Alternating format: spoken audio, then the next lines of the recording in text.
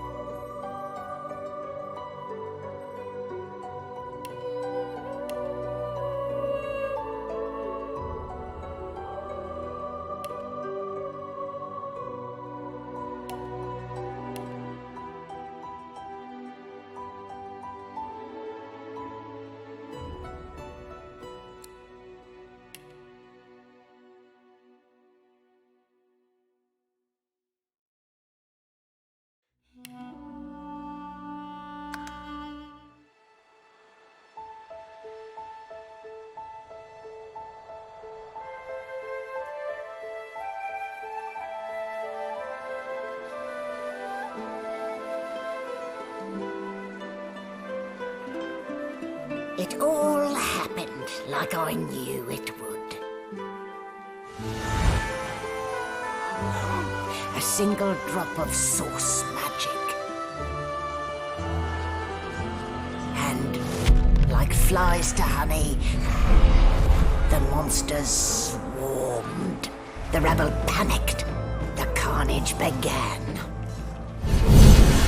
And the magisters pointed their fingers at me. Just as I'd planned. I was shackled and collared and sent to Fort Joy.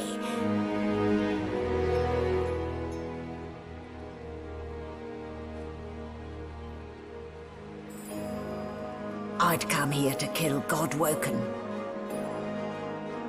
But instead I became part of their story.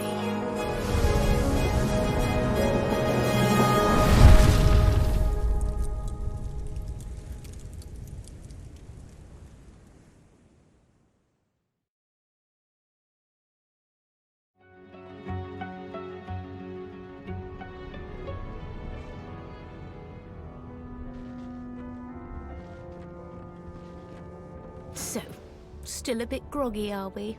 Don't worry. The sedative will wear off soon enough. Easy now. No need to hurry. Get your bearings and report to me upstairs.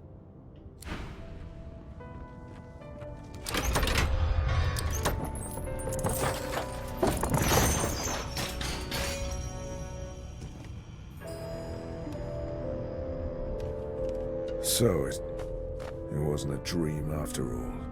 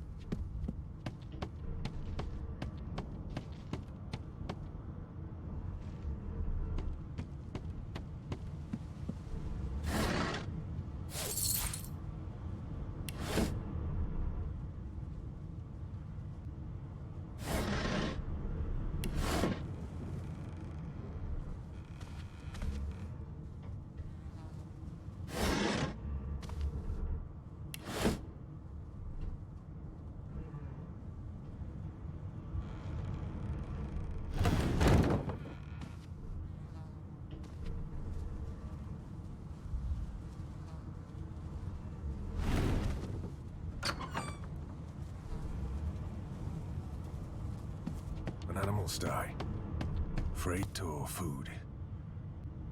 Shaking her fluffy coat, the sheep eyes you balefully, her rectangular eyes like letterboxes to the void. With one sharp hoof, she kicks you right in the shin.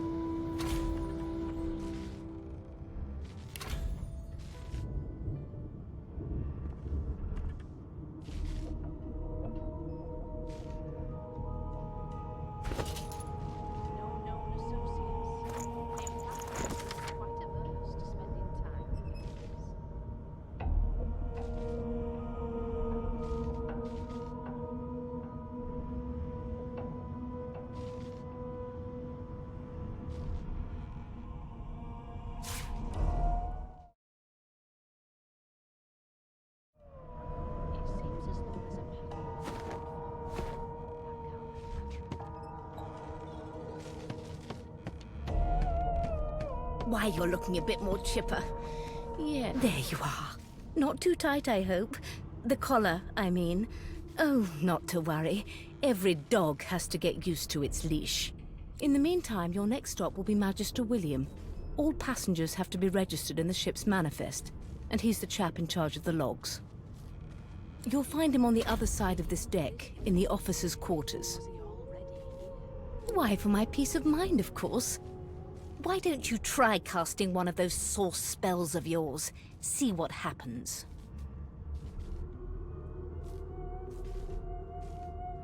Oh, do go on. I won't hold it against you. Currents of magic surge inside you, boiling, bursting, then breaking, only to fade back into your soul like... My, look at the concentration on your face. All will, but no result.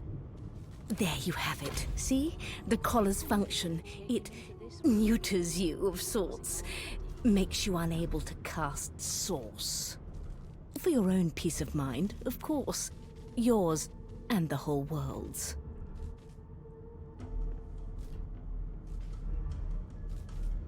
No. You're alive, and you're having a conversation. You are on a ship, of course, but luckily for us both... Index fingers pressed to her lips, she pauses a moment to give you a scrutinizing gander. My word, you do seem a bit befuddled, don't you? Perhaps I was a bit too generous with that sedative. Oh, well, I'm sure you'll soon gather your wits. Most likely. Eventually. In the meantime, all you need to know is that we're en route to Fort Joy.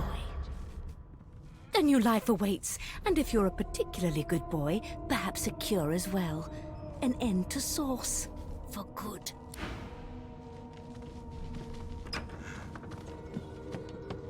Good gods. There's been a murder here. Behind the Magister, a bloodied mass lies in a heap. Gore and limbs lie at odd angles. You can't make out a face amid the mess. There's been a murder. A sorcerer was killed by one of your own. Lucky you were busy getting your collar fitted at the time, or you'd be a suspect like the rest of them. Waters is investigating. She'll figure out who did it. Always does. Aren't you enterprising? I'll let Waters tell you no herself. Go ahead. She with the body.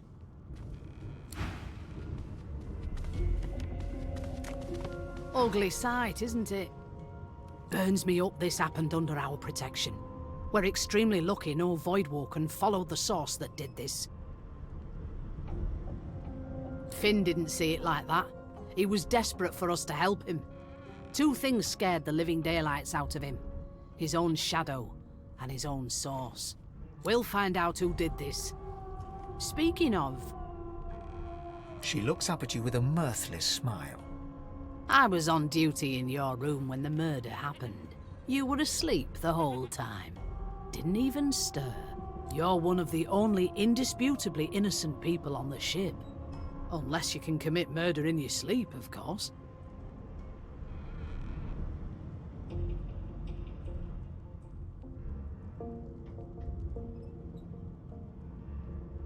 Figured as much.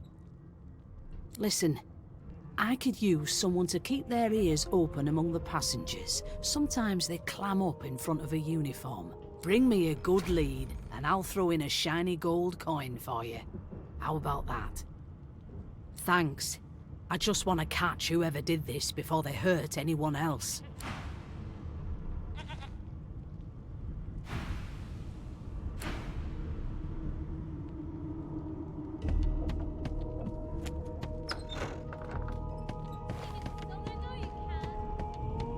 A no doesn't become a yes over time, you know. They don't care about us. We're like Ah, there you are.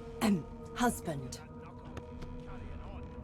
Would you please tell this very charming gaggle of not-at-all brat-like babes that I am by no accounts this Losa woman, nor do I sing, in fact. I'm deathly allergical. How very correct you are, spouse of mine. Madame Josephine Gribbles de Peeb refuses to be confused with anyone else. What? What's so funny? Her pinched face cracks into a great grin, and she shoos the children away from her with a laugh. Yeah, okay, you found me out. Go on and git, and maybe I'll sing you something when I'm good and ready. She turns to you, dark-eyed and dirty-haired, and smiles flatly. Gotta keep ourselves entertained, haven't we?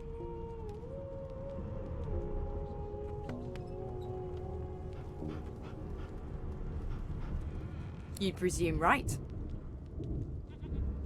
Nope, trying not to find anything out either. Ignorance is bliss. The utterer, the better. Suddenly, her eyes cloud to an unnatural black. Greyish veins run down her face, and her mouth tightens into a cruel sneer. As quickly as they came, the clouds clear. She smiles as though no change came over her. Good luck, Chief. Take it easy, Chief. You don't want to... I'll give you that knuckle if you keep carrying on. One of us wouldn't kill our own. An elf sits tucked away in a dark spot, lazily rolling dice onto the surface of a barrel.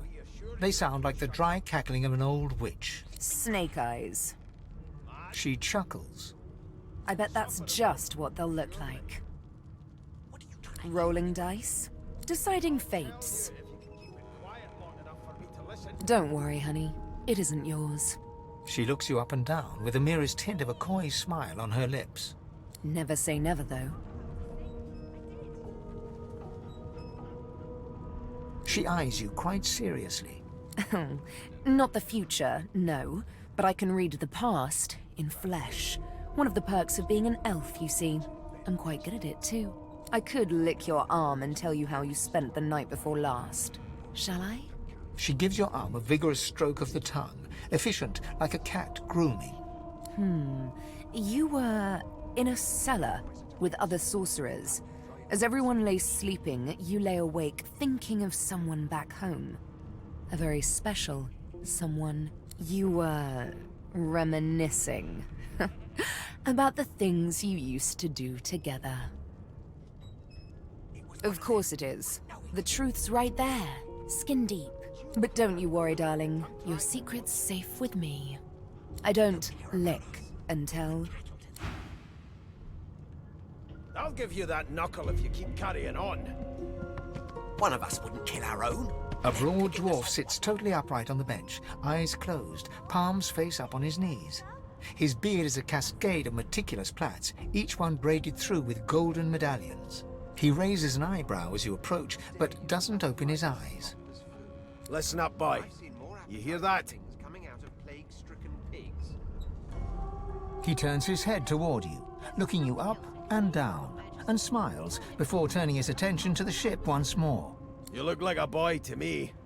Listen if you're interested, or get gone if you aren't.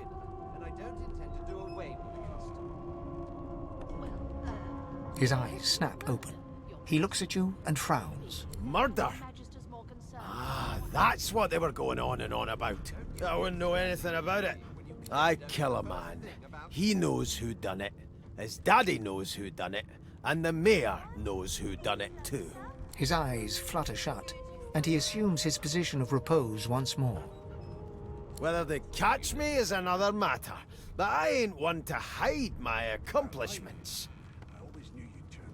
The ship, of course. A wave of sound washes over you. The unintelligible chatter of your shipmates, the groaning of wood from floor to ceiling, the boom, crash and crackle of waves around you, complaints from the sea itself. And?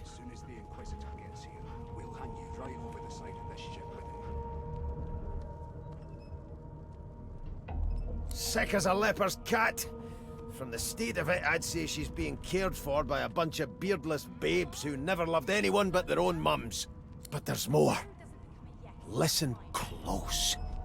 There now, just like that. Squeak! Aha! His eyes snap open as his countenance breaks into an expression of joy. One great paw claps you on the back. The other catches you before you lose your footing. There. You heard it, didn't you? I knew it. I knew it. Aye, this is good news, boy. Good. It's the wheel. The wheel. Don't you see, you beautiful idiot? Squeaks whenever the helmsman jerks it clockwise, which means we're heading east. Burn my beard. That means if we've been traveling for, yes, Only 10.34 nautical miles to Fort Joy. No indeed, boy. But that ain't my final destination. The dwarf leans back from the table and strokes his beard, gold medallions jingling merrily. His eyes roll over to you. That'll be all. Thank you kindly, boy. Always hung closest to our divine, like wolves around a campfire. Well, you've got this wolf on a leash now. As soon as the Inquisitor gets here, we'll hand you right over the side of the ship with it. Name? It was one of them. Well, you aren't here on my list. Scrammy. We're trying to... I'm trying to concentrate. They don't care about us. We're like cattle to them. Well, well. What have we here? A fresh face in this stale hell. Let's size you up, shall we? See if you'll do. The lizard looks you up and down, like a farmer would a fetching horse. All of a sudden, he grips you firmly by the chin, with the intent of inspecting your teeth. Insufferable, surely. What are you trying to hear anyway? I'm inspecting your teeth, in case that wasn't spectacularly obvious.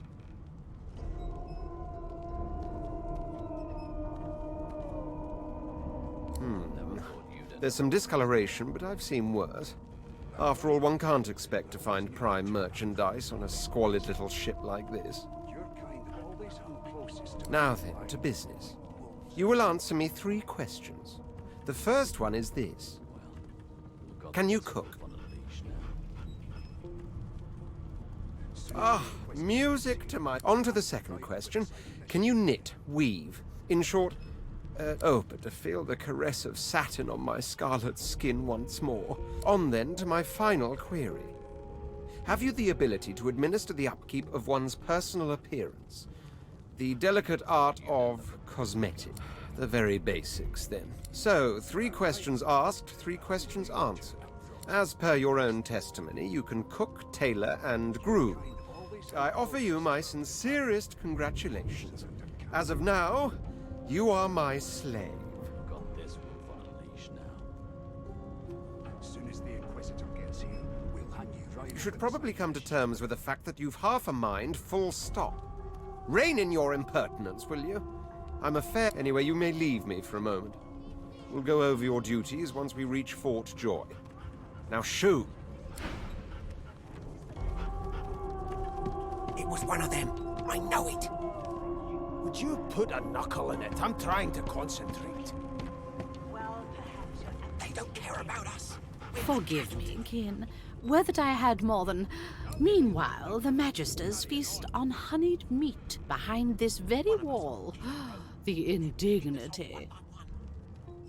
We just skip to the part where I reassure you and you shut up. You think me mad? Mad? No. Insufferable? Surely. What are you trying to hear anyway?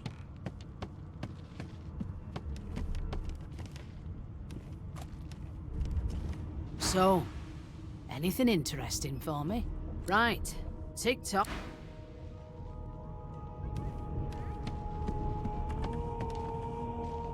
You've been collared and you've been told why. There really is no need for you to linger.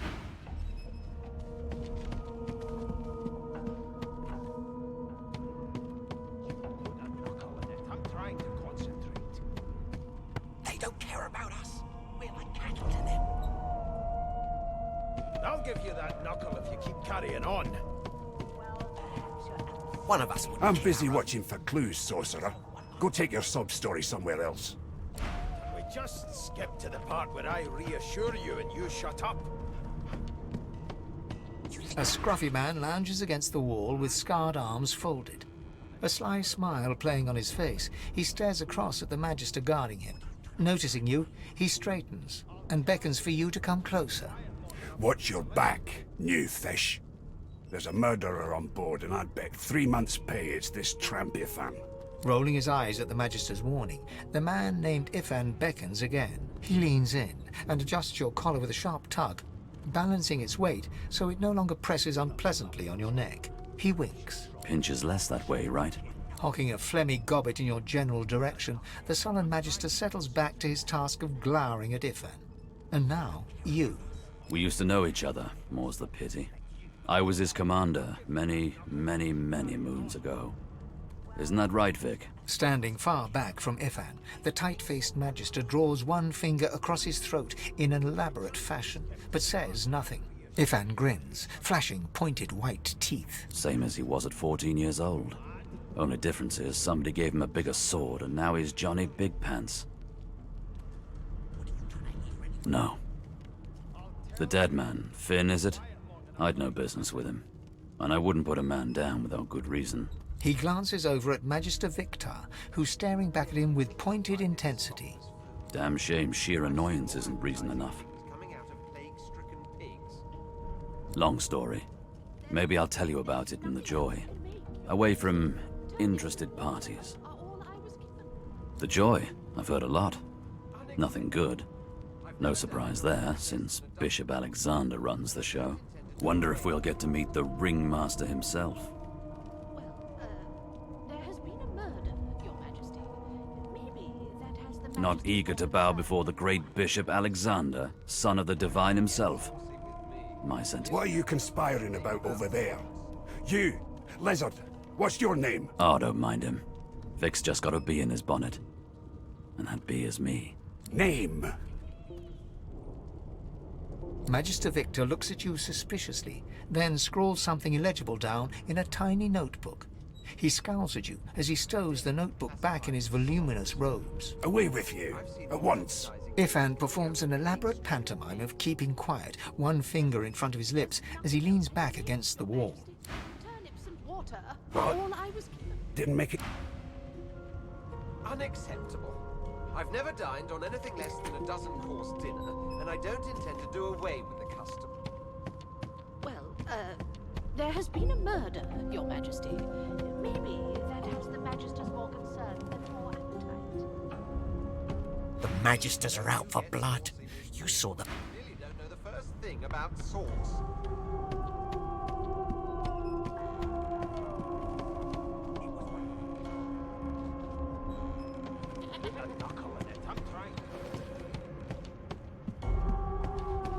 So, anything interesting for me? I'll take that as a no.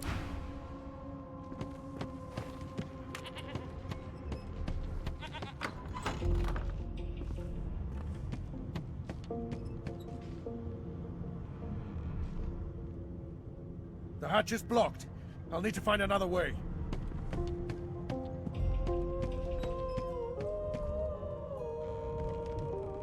What are you trying to hear anyway? I'll tell you if you can keep it quiet long enough for me to listen.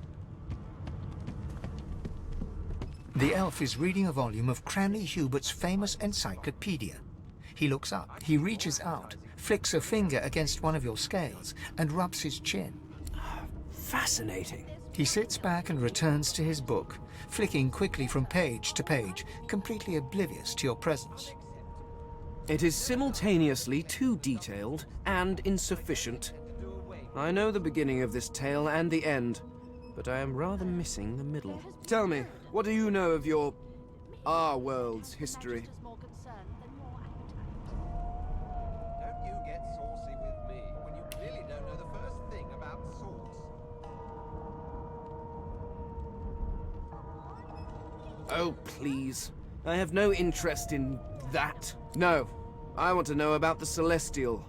I want to know about your gods. This text tells me that they created all creatures, but nothing of what came before.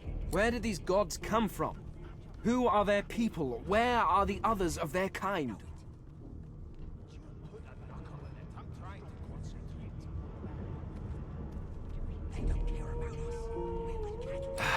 Of course you don't have any useful information. Now, please, run along. No amount of pestering will get the elf to take his eyes off his book or respond to your questions. Can we just skip to the part where I reassure you and you... Here to register, sir. Good, good. Magister Williams is just about done with the last passenger. You faring okay so far? Glad to hear it. You head on in now. Williams will get you sorted fast.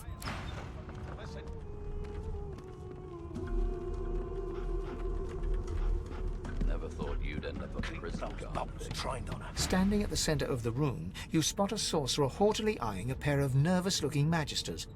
They keep their crossbow trained upon her as she's being interrogated by an officer. So you admit it then? You murdered that poor fella? Yes, I did. But of course, that was only the beginning. She turns her head and looks you straight in the eye. There are others whose lives must end. Good God, the woman's mad. You there, sorcerer, go and fetch Magister Siwan. We need to do more than collar this maniac. We need... By all means, do as the officer says. But you had better hurry. She reaches for her collar and simply removes it. I'm just about to create a scene. Subdue her, men, quickly! If she casts source, the Voidwoken will come. She smiles with wicked satisfaction. Precisely.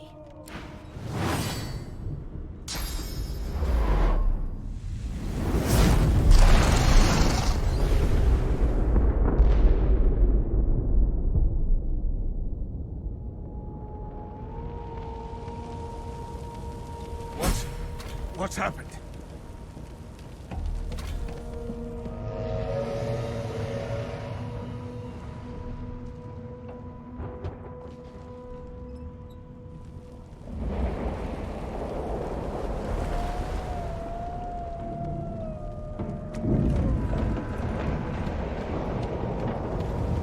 The dwarf lies in a heap on the floor, his great beard twisted and tangled. Oh!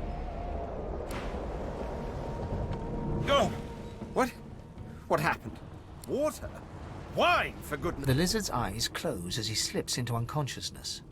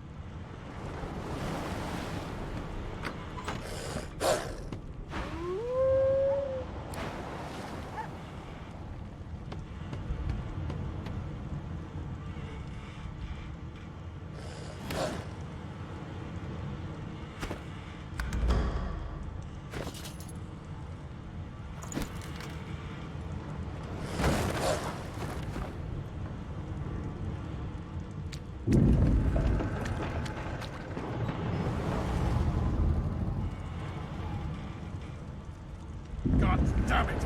I need to get off this wreck! Not long before this thing snaps into splinters! What in blazes? You pass through the door and are suddenly face to face with an undead. His skull is bizarrely angular, and a glorious jewel sits in the middle of his forehead. The skeleton is quickly leafing through a volume of Cranley Hubert's famous encyclopedia, muttering to himself. No, no, no! What damn fools record knowledge on a pulped tree? It catches fire, it turns into must when wet, it cannot even resist acid! No wonder they're so bloody ignorant. The skeleton looks up and notices you for the first time. Oh, it's you. Shouldn't you be running and screaming or some such? The skeleton groans and looks back to his book, frantically flipping from page to page. Yes, indeed. It's the look of someone that wants to read the bloody book he's holding. Now, if you're really quite finished, I believe you have lifeboats to flee to. Please, I was no more an elf than you are those rags you're wearing. I had a mask, rather ingeniously designed, which allowed me to take that primitive form. A mask that was stolen by that damned witch after her little scene. Still, she'll drown with the rest of these fools, and I will simply pluck my mask from her cold, dead hands.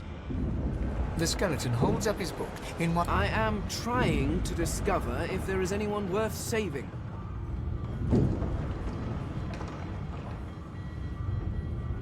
And I will be damned if... Go on, go, swim or drown or do whatever takes your fancy.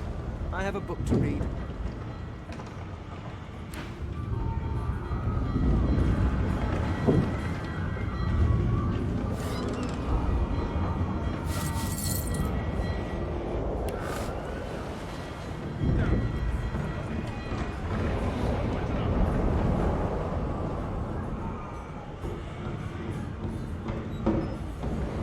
Please, my time is short.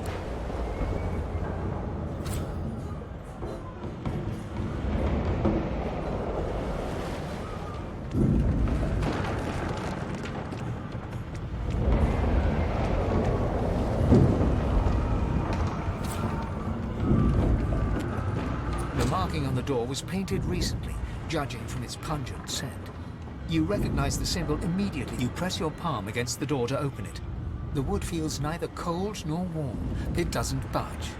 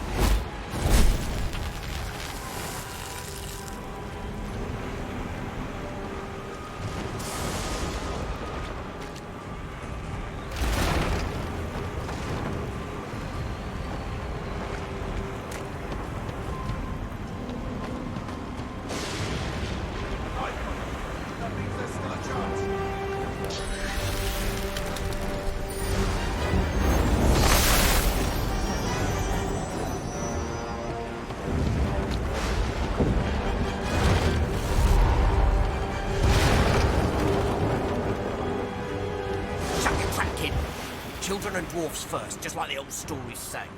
The dwarf yanks at one of the nearby ropes to no avail. You said there were other people down there. We need to help them. You see those tentacles, kid? It's time for getting the hell out of here. Thank you, thank you, thank you! There's a ladder right over there.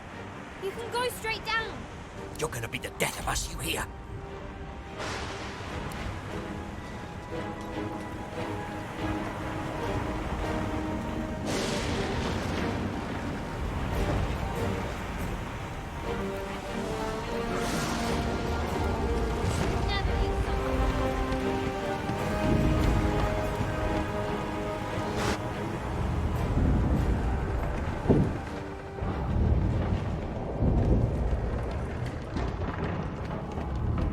Magister lies on the floor.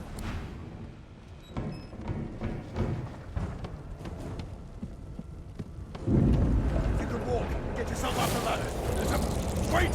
Void Woken!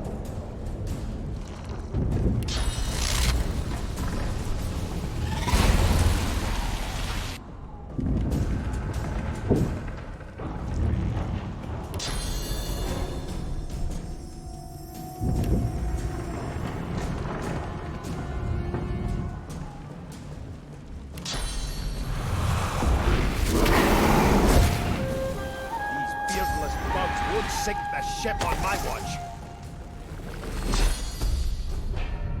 I'm ready.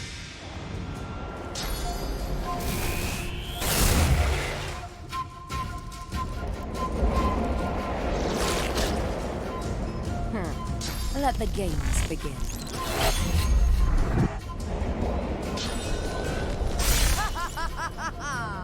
They who are about to triumph.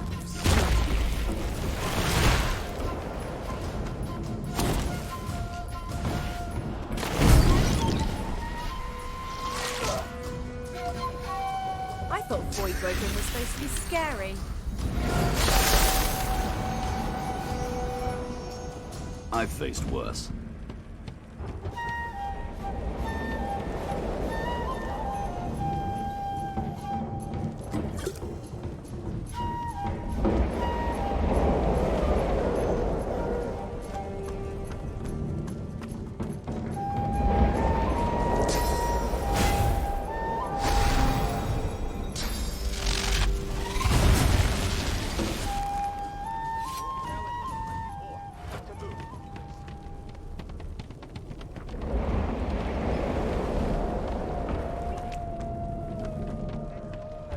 This old tub is about to burst. I hear something. She tries to speak, but can only gape as she clutches her neck, trying to stem the bleeding of a gushing wound. With jagged movements, she raises her clenched fist and holds out a length of cloth, soaked with some kind of strong-smelling tincture. Blood quickly soaks through the cloth. Magister Siwan's mouth opens and closes, her eyes wide in terror. It's working. The pressure is stemming the flow of blood. Siwan clutches your arm, her eyes locked with yours. Something within the ship snaps. The floorboards shudder. Siwan struggles to her feet, clinging to you tightly. The ship lets out a deep groan, then cracks.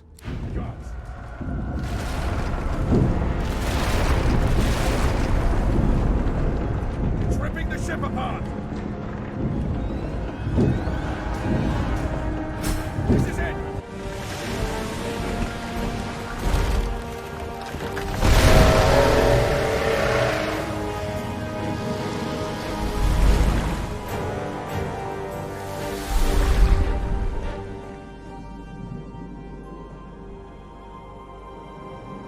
I have plans for you, child. Rise.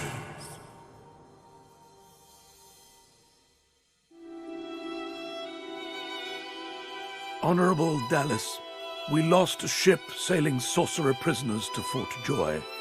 We assume some escaped and broke their collars. Their vile magic lured the Voidwoken. All who were aboard are presumed dead. Yours faithfully into eternity, High Judge Orivan.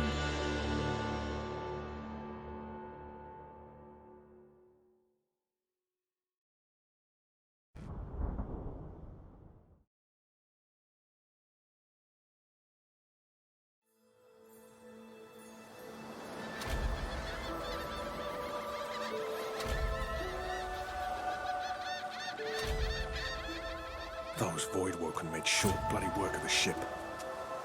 Am I the lone survivor? It seems someone, something, wanted me alive.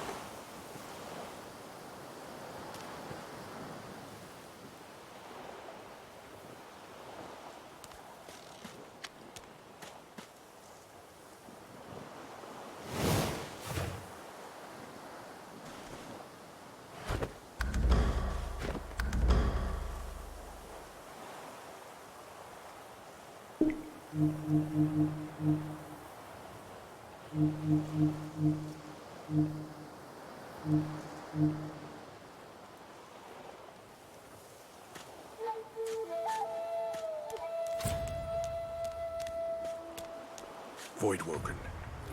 Those are the same beasts that sank our ship. Damn. They've made it to shore.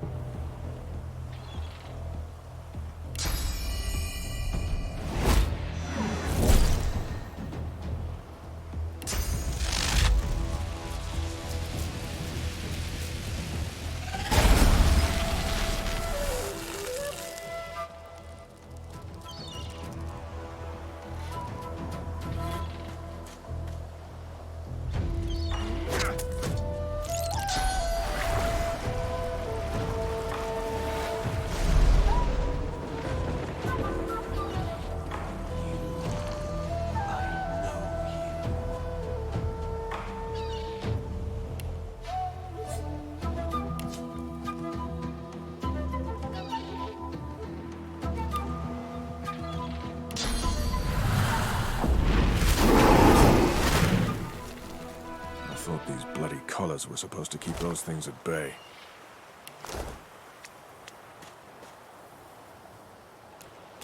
Drowned and eaten by a Voidwoken.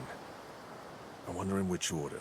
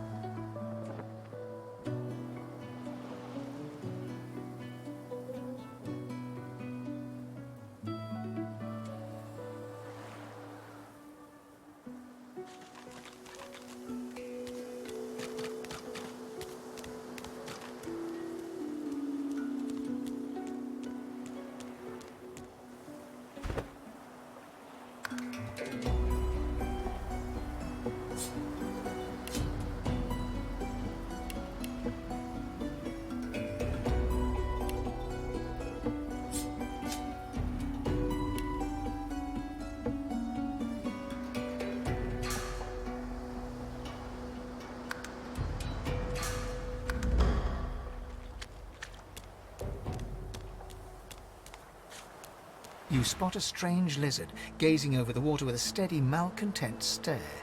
His skin is of a bright, blood-red color. Could he be... Yes, you recognize him from the ship. It would seem you're not the only one who survived the tentacles of the deep. The lizard turns about with the graceful ease of a dancer, or a duelist. You lock eyes with his, two smoldering embers that sizzle your very soul. I did survive, yes. And chances are I wouldn't have, had you not returned to the aid of your fellow passengers down in that dreadful hole. You have my gratitude. Hand over heart, he salutes you with a bob of the head. More than a nod, though less than a bow.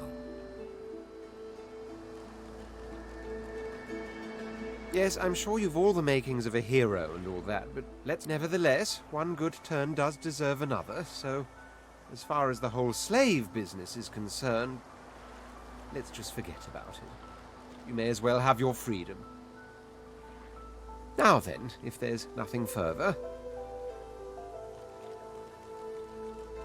I'm sure I don't mean to sound condescending, but I had thought it quite self-evident I was gazing out over the waves. He sighs dramatically. Tell me, what do you see when you cast your glance over this ocean?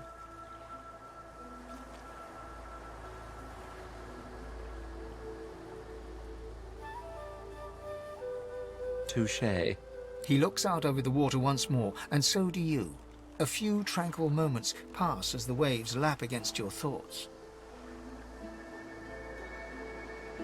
As for myself, when I consider this vast expanse before us, I see an empire. I see continents dotted with mighty cities, and shimmering along the soft curve of the sea's horizon, I picture the palaces that formed my paradise. What do you mean, what do I mean? I mean just what I say. I had a very actual empire that I lost. Suddenly, having all the air of being deeply offended, he stares at you with utter incredulity. Well, don't just stand there gawking like an ape at an abacus. Or do you really mean to tell me you don't know who I am? Oh, may the Seven have mercy on their own creation. I am the Red Prince, the All-Conqueror, the World Tamer, the spouse of the Sun. Of course you know me. There's a brief moment's pause, during which his grandiloquent pose deflates ever so slightly. That said, I suppose I must own up to the fact that I find myself rather in between all-conquering and world-taming opportunities at the moment. The grandeur that is my fate has hit a bit of a snag. But never you worry. For the throne I was destined, and my throne I shall have.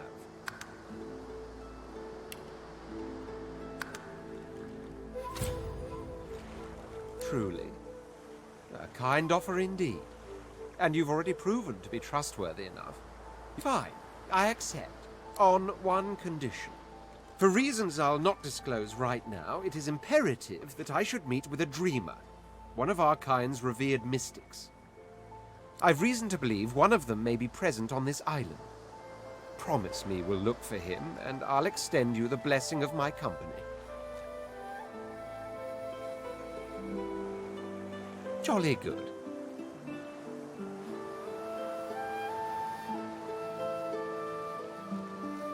So, now that that's settled, first things first. Even if you are as versed in the art of eloquence as I am, that our swords will be doing a lot of the talking from here on out goes without saying. As a born fighter, I prefer the perfection of the blade myself. But I'm well acquainted with the secrets of magic, and yes, even subterfuge. What say you? Very well. Onwards, then, to victory or death. The Red Prince nods and gives you a smile that wavers ever so delicately between courtesy and contempt. Now, as you're aware, you'll be traveling with a prince. Proper forms of address include Your Majesty, Your Royal Highness. As your luck would have it, I seem to be fresh out of luggage, so you won't be required to carry my belongings. Of course, there are other forms of protocol to bear in mind, but I'll see to it you'll pick up the rest as we go.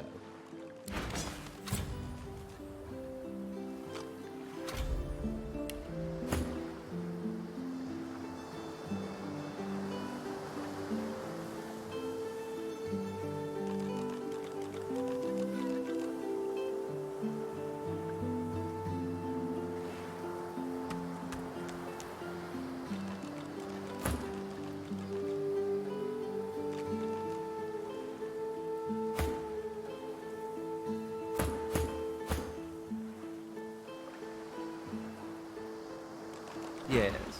Is it an audience you desire?